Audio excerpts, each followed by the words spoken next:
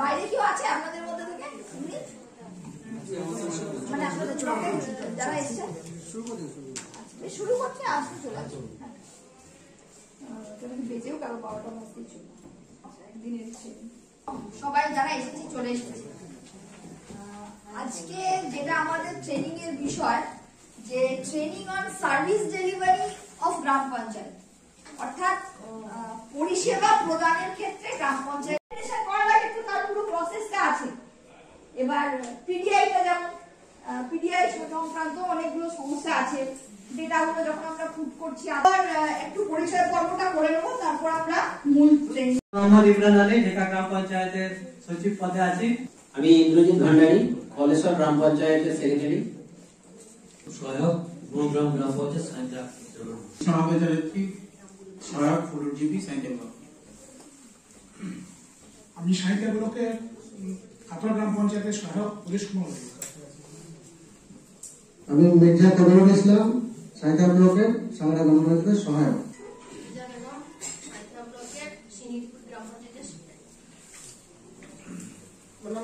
বিদ্যালয়ে যেতে পারে না। পানীয় জলের উৎস গ্রামের টাইম কল থেকে প্রয়োজনীয় শংসাপত্র না পাওয়ার জন্য কন্যাশ্রী ও রূপশ্রী প্রকল্পে অনেকেই আবেদন করতে শৌচালয় থাকা সত্ত্বেও রাস্তায় শৌচকার্য করে। আইসিডিএস এর পরিষেবা কি কি পাওয়া যায় সেটা জানে না, সেটাও একটা অ্যাওয়ারনেসের দরকার। অর্থাৎ মানুষজন কিন্তু ঠিক মতো জানেই না সে যে পরিষেবাগুলো পাচ্ছে, কেন পাচ্ছে, কি পরিষেবা, তারা কিভাবে সেটা থেকে লাভবান হতে পারে সেটা কিন্তু তারা জানেই না। ঠিক সেরকম ধরুন অঙ্গনবাড়ি কেন্দ্রটা আছে, কিন্তু অঙ্গনবাড়ি কেন্দ্রটা কেন, কিসের জন্য, কি ওটা করলে কি হবে সেইটাই মানুষের অনেকখানি জানা নেই, তাই বর্ষাকালে তারা যেতে পারে না। তাহলে আমাদের প্রথমে কি করতে হবে, ওই রাস্তাগুলোকে কি করতে পারবো, তাহলে হচ্ছেটা কি, তাহলে এত লোক নিয়ে করছেটা কি, সেটা নয়। দেখুন যেখানে মানে আচ্ছা হচ্ছে আর কি হচ্ছে গুণগত পরিষেবা।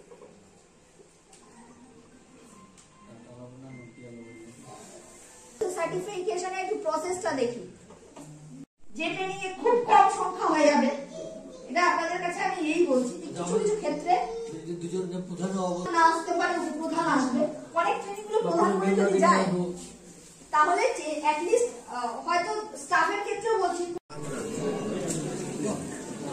একটাই মারছি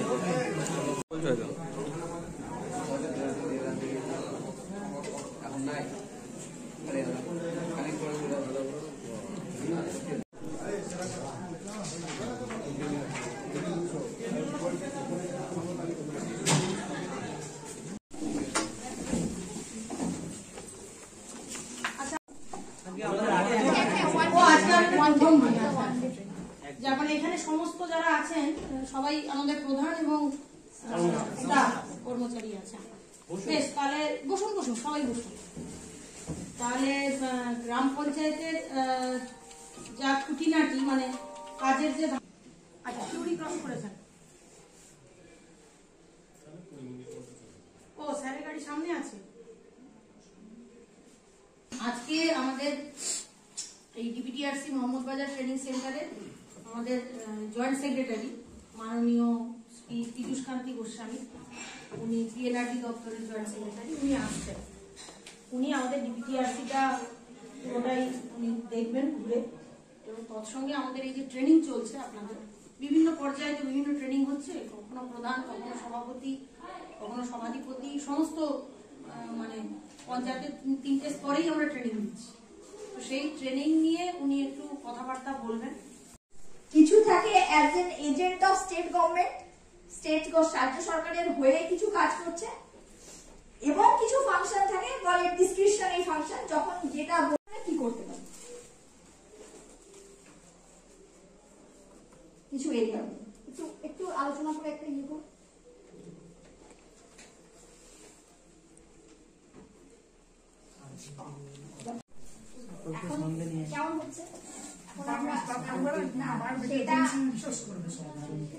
কম বেশি হচ্ছে, সেটাও তো হচ্ছে নাকি? সেটাও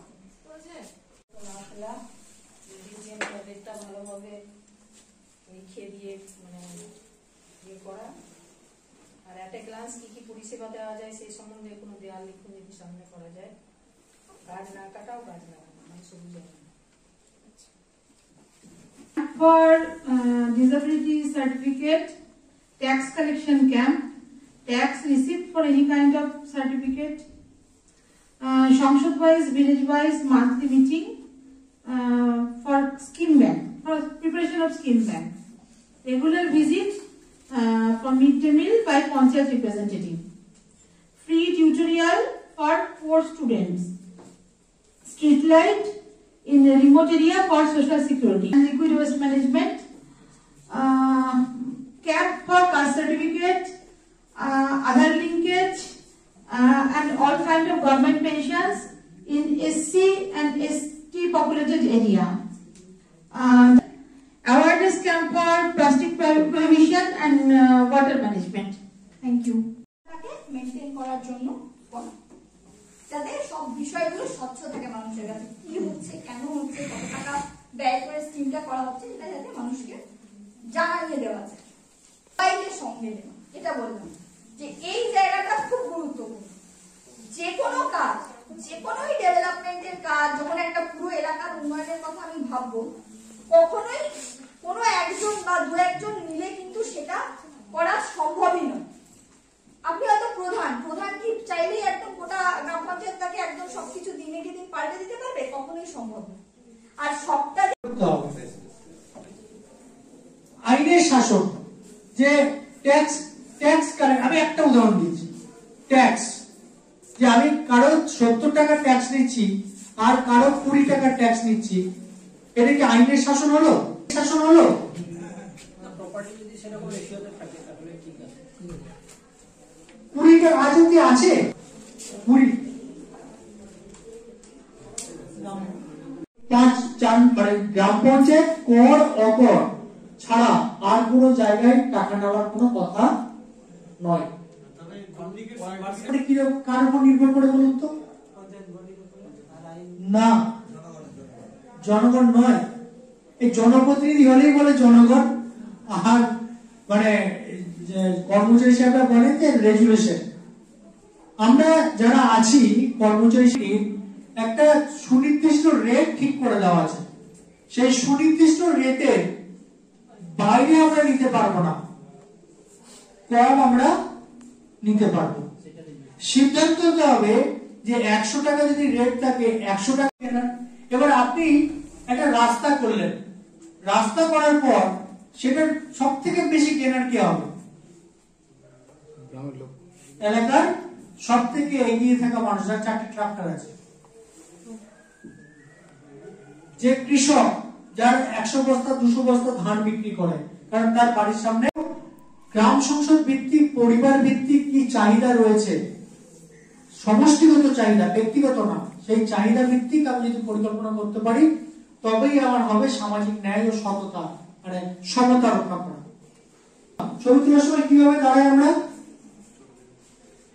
ছবি তোলার সময় কিভাবে দাঁড়াই? ছোট থেকে বড়। এতে হয় না, কেউ কি বলতে পারবে যে আমার কে এক্সট্রা বেনিফিট দিয়ে দিল যে সামনে আছে? সমতা হচ্ছে এটাই, মানে যার যেমন ভাবে প্রয়োজন তাকে। পঞ্চায়েত ব্যবস্থাপনায় আমাদের সততাটা একটা ভীষণভাবে প্রয়োজনীয় জিনিস। এই কারণে যে আমাদের যে নিয়ম মেনে যদি কাজ করতে না পারি, তাহলে কিন্তু আমাদের প্রতি সন্দেহের তীর আসবেই পঞ্চায়েত ব্যবস্থাপনার প্রতি। কারণ গ্রামের মানুষ জানে কি প্রচুর টাকা, জানে কি না দাদা? মোবাইলে কি ইন্স্যুরেন্স দেখছেন নাকি? তাহলে গ্রামের মানুষ জানে প্রচুর টাকা। স্থানীয় সরকার, আপনারা সই করতে এত ভালোবাসেন জনপ্রতিনিধিরা, খেতে বসতে উঠে এসে সঙ্গে সঙ্গে সই করে দেন। তো এই সই করার ফলস্বরূপ বলেছে প্রধান সাহেব, আপনি অন্তত এরপর থেকে সার্টিফিকেট এইভাবে ইস্যু করবেন না, একটা সুনির্দিষ্ট রেজিস্টার মেনটেন করবেন, এবং এই গুড এন্ড মোরাল ক্যারেক্টার এই শব্দটা দেবেন না। আপনি কার ভেতরে কি আছে সেটা তো আপনি তো জানেন। বসে আমাদের পরিস্থিতিটা যা হয় সেটা আমরাই বুঝি। প্রত্যেকদিন কিছু না হলে 50টা সার্টিফিকেট আমাদের কাউন্টার সাইন করতে হয় জানেন, এবং তার মধ্যে আনম্যারিড আছে, আনম্যারিড ম্যারিড বেরিয়ে যাওয়া সম্ভব, মানে প্রচুর সম্ভাবনা। ইনকাম সার্টিফিকেট আছে। আমরা যে কি স্পেশালি এক্সিকিউটিভ অ্যাসিস্ট্যান্ট যারা আছি আমরা মানে বলে বোঝাতে পারবো না যে কি অবর্ণনীয়, মানে এই সমস্ত চাপের মধ্যে আমাদের কাজ করতে হয়। প্রধান সাহেব উনিও চাপে আছেন, মানে বলতে ঠিকই আছে, কিন্তু আমাদের পরিস্থিতিটা আমরাই জানি যে আমরা কিভাবে কাজ করব। একদম আমি আপনাদের এই আমার কথার মধ্যে দিয়ে যদি এইটা মনে হয়ে থাকে, কিন্তু আপনি নিজেকে যতটা পাঠটাকে গুছিয়ে করার, মানে কোন রকম জনপ্রতিনিধি সই করছেন, ওই সইটা ঠিক আছে কিনা ভেরিফাই করার জন্য যখন 50টা আসছে বাধ্য হয়ে তো তার উপরে ডিপেন্ড থাকতে হচ্ছে 40টা ভেরিফিকেশন করবে কি করে একদিন সম্পূর্ণরূপে। কিন্তু আমি আমাকে পঞ্চায়েত ব্যবস্থাপনা কেমন ভাবে কর্মচারী এবং জনপ্রতিনিধি দুজনকে সুষ্ঠুভাবে চলতে হয়, কোনো আইনের বেড়াজালে যাতে পড়তে না হয় কোনোদিন, এই শুভ আকাঙ্ক্ষা থেকে এই সুশাসনের এই পাঠটা আলোচনা করলাম। তবু আমি আবার মাঝখান থেকে ঢুকলাম, আপনার সাথে পরিচয়ও নেই। হচ্ছে গ্রাম পঞ্চায়েতে পরিচালনা করার একটা উপাদান। এই উপাদানগুলো পড়ে মনে রাখারও দরকার নেই, প্রত্যেকটা মানুষের সহজাত গুণের মধ্যেই আছে, জাস্ট অভ্যাস করতে হবে, তাহলেই হবে। ঠিক আছে? আমার নামটা বলা হয়নি, আমার নাম হচ্ছে শেখ আমিনুল ইসলাম, প্রশিক্ষণ সঞ্চালক। কয়েকজনের সাথে তো আমার দেখা সাক্ষাৎ হয়েছে, আমার বিলাতি পঞ্চায়েত। ঠিক আছে, যদি আর কারো কিছু বলার না থাকে তাহলে এখানে শেষ করবো। ঠিক আছে, খুব ভুলভাল বললাম, ভুলভাল কথার মধ্যে যদি আহত হয়ে থাকে ক্ষমা করবেন।